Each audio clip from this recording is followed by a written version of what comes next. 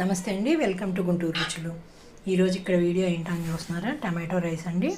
Tomato rice అనగానే మనకి తాలింపులోనే అన్నీ వేసేసి రైస్తో సహా ఉడికించడం కాదు. నేనైతే పులిహోర లాగా చేసేసుకున్నామంటే టమాటో పులిహోర ఇది. మరి ఒక్కసారి అయితే ఈ విధంగా ట్రై చేసి చూడండి. టమాటో అంటే ఇష్టపడిన వాళ్ళు ఉంటారు కదా, అందులోనూ టమాటోతో చేసిన ఏ వంట అయినా సూపర్గా ఉంటుంది. ఇది మరి బ్రేక్ఫాస్ట్ అలాగే లంచ్ బాక్స్ రెసిపీగా కూడా చాలా చాలా సూపర్గా ఉంటుంది. మరి ఒక్కసారి అయితే ఈ విధంగా ట్రై చేసి చూడండి. నేనైతే టమాటోలో గ్రైండ్ చేసుకున్నాను, మీరు కావాలంటే చిన్న ముక్కలుగా కూడా కట్ చేసి వేసుకోవచ్చు. మరి రైస్ అంతా కూడా కొంచెం పొడిగా ఉంటే చాలు, ఈ రెసిపీ సూపర్గా కుదురుతుంది ఎవరికైనా కూడా. మరి నేనేం చేశాను అనేది వీడియో చేస్తూ చెప్తాను మీకు. ఇక్కడైతే నేను టమాటో పులిహోర కోసం టమాటోలు తీసుకున్నానండి. ఇక్కడ నేనైతే 100 గ్రామ్స్ వరకు, అలాగే పులుపు కోసం కొంచెం నిమ్మకాయ తీసుకున్నాను. అయితే ఇక్కడ నేను తీసుకునే 3 తీసుకోను, కానీ రైస్కి పట్టినట్టుగా తీసుకుంటాను. పచ్చిమిరపకాయలు 4-5 వరకు తీసుకున్నాను. ముందుగా ఇక్కడ నేను టమాటో కట్ చేసి పెట్టుకున్న వీటన్నిటినీ కూడా మిక్సీ జార్లో వేసుకొని గ్రైండ్ చేస్తున్నాను. ఇక్కడ మెత్తగా గ్రైండ్ చేసేస్తున్నాను, వాటర్ లేకుండా. ఇక్కడ చూడండి, టమాటో అంతా మెత్తగా వచ్చేసింది, ప్యూరీలాగా. ఇది పక్కన పెట్టేస్తున్నాను. ఇప్పుడు ఇక్కడ స్టవ్ ఆన్ చేసి పాన్ పెట్టుకుంటున్నాను. ఇందులోకి వచ్చేసి ఆయిల్ తీసుకుంటున్నాను. నేనైతే ఒక 1/2 కప్ వరకు ఆయిల్ తీసుకుంటున్నాను. ఇక్కడైతే తాలింపు గింజలు మొత్తం వేస్తున్నానండి. నేను తాలింపు గింజలు ఇక్కడ 3 స్పూన్స్ వరకు తీసుకున్నాను. తాలింపు గింజలు కొంచెం దోరగా వేగనిస్తున్నాను లో ఫ్లేమ్లో ఉంచి. ఇక్కడ తాలింపు గింజలు వేగిపోయిన తర్వాత ఇందులోనే ఎండుమిరపకాయలు, అలాగే కట్ చేసి పెట్టుకున్న పచ్చిమిరపకాయలు వేస్తున్నాను.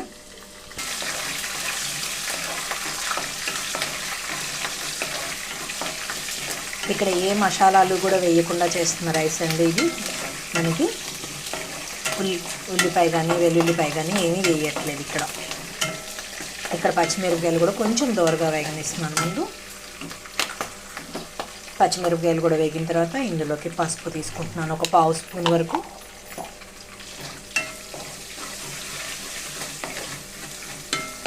ఇప్పుడు ఆల్రెడీ మనం గ్రైండ్ చేసి పెట్టుకున్న టమాటో పేస్ట్ అంతటినీ కూడా ఇందులోకి వేసేస్తున్నాను.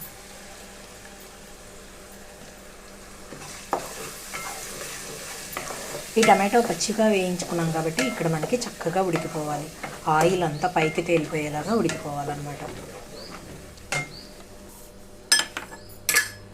ఇందులో కొంచెం సాల్ట్ వేస్తున్నాను ముందు, రైస్ కన్నా కూడా.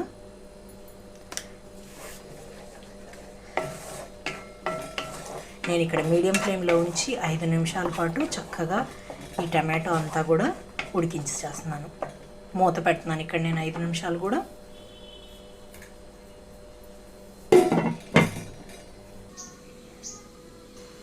5 నిమిషాల తర్వాత మూత తీస్తున్నాను. చూడండి, ఇక్కడ టమాటోలో ఉన్న నీరంతా కూడా ఇంకిపోయింది, మనకి ఆయిల్ అంతా పైకి తేలిపోయింది. ఇప్పుడు ఇక్కడ 2 నిమిషాల పాటు అయితే నేను హై ఫ్లేమ్లోకి టర్న్ చేస్తున్నానండి.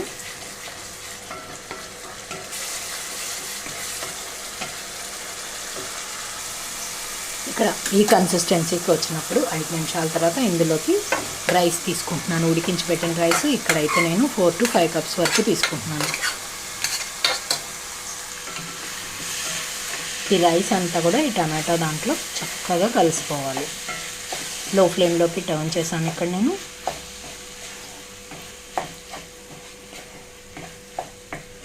మిగిలిన రైస్ కూడా ఇందులోకి వేసేస్తున్నాను. రైస్ పొడి పొడిగా ఉండటం మెయిన్ అండి దీనికైతే మనకి. ఇక్కడ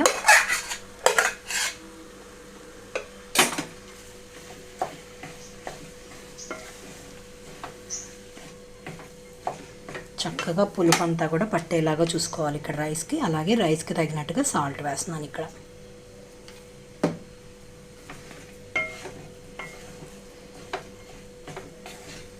ఒక 2-3 నిమిషాల పాటు అయితే లో ఫ్లేమ్లో ఉంచి ఇలాగే ఉంచాలి ముందుగా. ఇక్కడ చివరిగా నేను నిమ్మరసం వేస్తున్నాను, ఒక 2 స్పూన్స్ వరకు నిమ్మరసం స్ప్రెడ్ చేస్తున్నాను. మీరు తినబోయేటప్పుడు వేడివేడిగా ఉన్నప్పుడు వేసుకున్నా కూడా పర్వాలేదు. అలాగే కొత్తిమీర, కాడలతో సహా కట్ చేసి పెట్టుకున్న కొత్తిమీర వేసేసాను. బాగా నాటు టమాటాలు అయితే మీకు నిమ్మరసం కూడా అవసరం లేదండి, ఆ పులిపే సరిపోతుంది.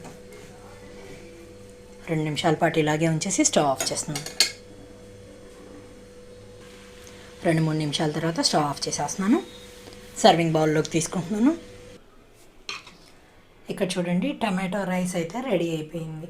మరి పచ్చిమిరపకాయలు అలాగే కొంచెం తాలింపు గింజలు పంట కింద పడుతూ ఈ రైస్ అయితే సూపర్ కాంబినేషన్ అండి. మరి ఒక్కసారి అయితే మీరు ట్రై చేసి చూడండి. మీ ఒపీనియన్ అయితే కామెంట్ బాక్స్లో పెట్టండి. అలాగే మీలో ఎవరైనా మా వీడియో ఫస్ట్ టైం కానీ చూస్తున్నట్లయితే ప్లీజ్ మా ఛానల్ని సబ్స్క్రైబ్ చేయండి. అలాగే మా వీడియోస్ లైక్ చేస్తూ షేర్ చేయండి. పక్కనే ఉన్న bell icon all option click చేస్తే మేము వీడియో ఇలా పోస్ట్ చేయగానే మీకు అలా నోటిఫికేషన్స్ వస్తాయి. Please encourage me and thank you for watching. Thank you.